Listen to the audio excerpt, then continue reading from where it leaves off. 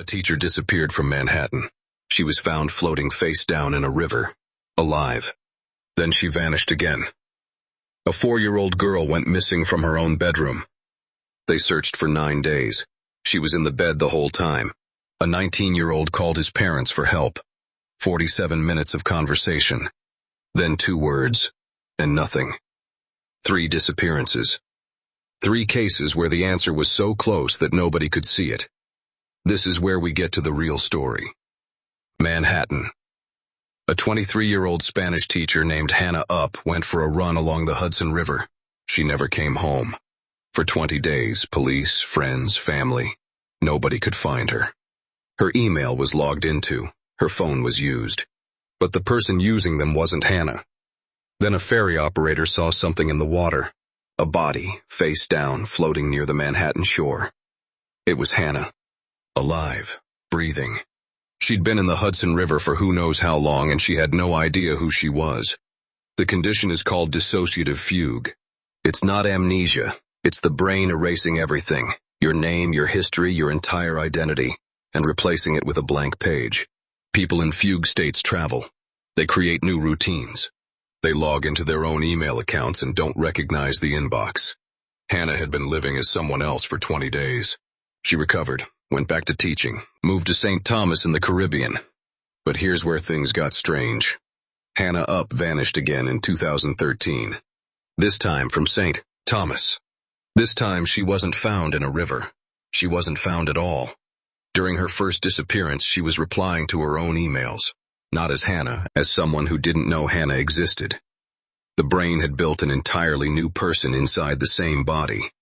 And then, a comment appeared on the Reddit thread about her case just days ago. Someone said they'd been to St. Thomas recently. That they'd been served by a waitress who looked exactly like Hannah. Who told them she'd moved to the island in her 30s. Who seemed happy. Who seemed like someone with a completely different life. The comment got hundreds of upvotes. Nobody has confirmed it. Nobody has disproved it. Hannah remains officially missing. But this is where the rabbit hole deepens. Hannah isn't the only person who walked into the unknown and never came back. A researcher named David Paulides spent years documenting cases like this. He called it Missing 411. His books catalog hundreds of unsolved disappearances, people who vanished from national parks, trails, and remote wilderness, often under circumstances that defy straightforward explanation. No remains, no clothing, no trail. Sometimes found in places search teams had already covered. Sometimes found alive with no memory of where they'd been. Paulides isn't a criminologist. He's a former police investigator who noticed a pattern nobody else was tracking. That certain clusters of missing persons cases share eerie commonalities. People vanish near water. They vanish near boulder fields. They vanish in weather that turns suddenly. Search drone quadrupeds find nothing. Cadaver dogs lose the scent. And in a striking number of cases, the missing person is found in a location that had already been searched, sometimes multiple times, by trained teams. Sound familiar? Paulides has his critics. Scientists and park rangers argue he cherry-picks cases and ignores mundane explanations. But the pattern he identified is real. People vanish in the wild more often than we want to admit, and our systems for finding them fail more often than we're comfortable acknowledging. And there's one case that sits at the exact intersection of Missing 411 and the internet age, and it's become one of the most discussed unsolved mysteries on Reddit. His name was Kenny Veach, a 47-year-old hiker and YouTuber in Nevada. In 2014, he uploaded a video claiming he'd found a strange cave while hiking in the Sheep Mountains near Area 51. The entrance, he said, was shaped like a perfect capital M. He called it the M Cave. He said when he approached it, his whole body vibrated. He said it felt wrong. He said he was going back to find it. The internet did what the internet does. Some people were fascinated. Some people dared him to go back. One commenter told him not to. That warning has since become part of the lore. A month after his first video, Kenny Veach went back into the desert alone. He never returned. Search teams found his phone. They found his tent. They did not find Kenny. The M Cave has never been located. Or if it has, nobody has published its coordinates. Some Redditors claim to have found it. only to describe a mine shaft filled with dirt, sealed off, strangely recent. Others argue Kenny was suicidal, that the cave was a fabrication, that the whole thing was an exit strategy dressed up as a mystery. What we do know is that Kenny Veach walked into the Nevada desert and became a permanent part of the landscape of internet mysteries. His case hits the front page of Reddit over and over, and the answer remains hidden in plain sight. But here's the second case. And this one, the answer wasn't in a river or a desert cave. It was in the room where everyone was searching. Huixquilucan, Mexico. A 4-year-old girl named Paulette Gabarra Farah went to bed in her family's apartment. She had a disability that affected her movement and speech. She couldn't walk easily. She couldn't call out clearly. In the morning, she wasn't in the bed.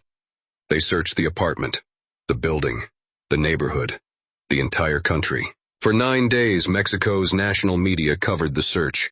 Cadaver dogs were brought in. They searched Paulette's bedroom. The dogs detected nothing. The parents gave television interviews. The mother sat on Paulette's bed while talking to reporters. The sheets were changed. The room was cleaned. Nobody found anything. That's when things got strange. 9 days after Paulette disappeared, her body was found, wedged between the mattress and the footboard of her own bed, wrapped in the same sheets that had been on the bed since the night she vanished. The same bed her mother had sat on during interviews. The same bed the dogs had searched. The official explanation was accidental. She fell over the foot of the bed, the sheets trapped her, and she couldn't move or cry out loudly enough. Case closed.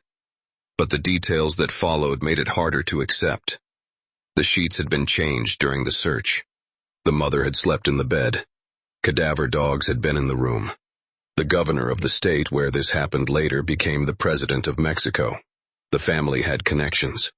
Many Mexican commentators believe the official story is a cover-up. That Paulette didn't die in an accident. That the body wasn't in the bed the whole time. That it was placed there later, when the investigation made it impossible to keep hiding what had really happened.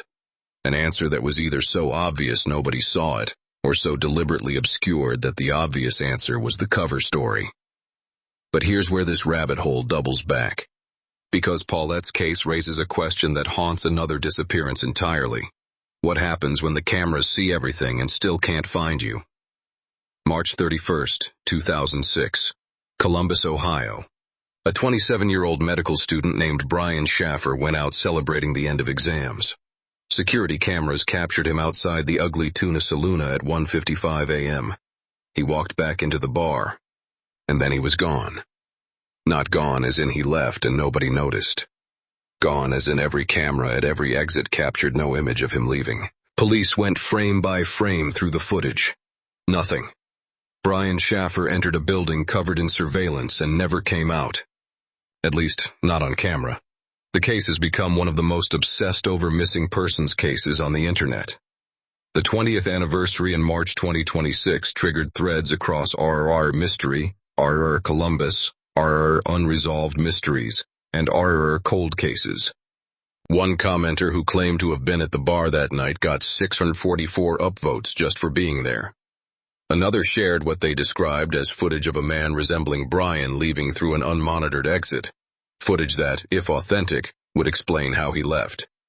But it doesn't explain what happened after. If Paulette was in the mattress the whole time, why didn't the dogs find her? Why didn't anyone smell decomposition in a small apartment for 9 days? If Brian simply walked out a service exit, why did sniffer dogs track his scent to a Wendy's parking lot and then lose it entirely? Why did his phone ping 14 miles away in Hilliard 6 months after he vanished? His girlfriend spent years looking for him.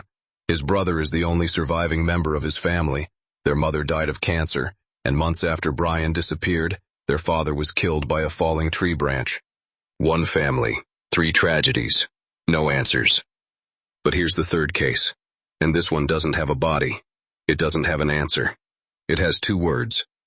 May 14th, 2008, Minnesota. 19-year-old Brandon Swanson was driving home from a party. He drove his car into a ditch. He called his parents. He told them he was fine. He told them he was near a town called Lind. He told them he'd walk towards some lights he could see and meet them there. His parents drove to where he said he was. They couldn't find him. Brandon couldn't find them. For 47 minutes they stayed on the phone together. Brandon walked. He described what he saw. His parents drove. They tried to find the lights he was describing. But the town of Lind, where Brandon believed he was, it didn't match where his phone signal was coming from. He was somewhere else entirely. Somewhere he didn't recognize. And he was alone in the dark. That's when things got strange. 47 minutes into the call, Brandon said 2 words. "Oh shit." The line went dead. His parents called back. The phone rang. Nobody answered. It kept ringing until the next day. Then it stopped. Brandon Swanson has never been found. His car was located the next morning in a ditch off a rural road. Not near Lind. Not near where he told his parents he was. He'd been disoriented from the start. He'd been walking in the wrong direction for 47 minutes, in the dark, in unfamiliar territory. Some say he fell into the Yellow Medicine River, and the current carried him away. Some say he fell into an abandoned well. Dozens of them dot that farmland, unmarked, unmapped, invisible in the dark. David Paulides would point out the commonalities. Near water. Remote terrain. No trace. Search drone quadrupeds found nothing. Cadaver dogs found nothing. A person walked into the dark and the ground simply took him. But the detail that stays with everyone is always the same. 47 minutes of calm conversation. A 19-year-old walking through the dark, describing what he sees, telling his parents he's fine. And then 2 words. Not a scream. Not a struggle. Just oh shit. And then nothing. The suddenness of it. The completeness of the silence after. Because whatever happened to Brandon Swanson happened in a single instant. And whatever took him did it so fast, so completely, that he only had time for 2 words. And here's where the final rabbit hole opens up. Because Brandon Swanson's last phone call isn't just one of the most disturbing moments in any missing persons case. It belongs to a category of evidence that keeps surfacing across unsolved mysteries. The final communication. The last voicemail. The last text. The last words before the line goes dead. It's become its own subgenre in true crime communities. The Kenny Veach comments section debated whether his final YouTube video was a goodbye. The Brian Schaffer threads dissect his last known movements frame by frame. The Elisa Lam elevator footage. Another case where the internet turned grainy security footage into a global obsession, was watched by millions trying to read something into her gestures, the space between what the camera showed and what it couldn't explain. Elisa Lam was a 21-year-old student found in a hotel water tank at the Cecil Hotel in Los Angeles in 2013. The footage showed her pressing buttons, stepping in and out of the lift, appearing to talk to someone who wasn't visible. The official finding was accidental drowning, but the footage ensured this case would never be closed in the public imagination. Like all the others, the answer was supposedly simple. She climbed into the tank herself, yet the simplicity only deepened the unease. There's a reason these cases dominate Reddit and YouTube year after year. It's not just that they're unsolved. It's that the gap between what we can see and what we can explain keeps widening. We have more cameras than ever, more phone tracking, more data, and yet people still vanish in ways that leave no digital trace, no physical evidence, no resolution. 3 people. A teacher who erased herself and built a new person inside the same body. A child who died in the room where everyone was looking for her. A boy who walked through the dark for 47 minutes and then, in a single instant, was gone. 3 disappearances. 3 unsolved cases. And in every one, the answer was so close that it was invisible. The Hudson River was right there. The bed was right there. The ground beneath his feet was right there. The real mystery isn't why they vanished. It's why nobody could see what was already in front of them. Hidden in plain sight. Almost like the signal was never lost. What do you think is the most likely explanation for any of these 3 cases? Let me know in the comments.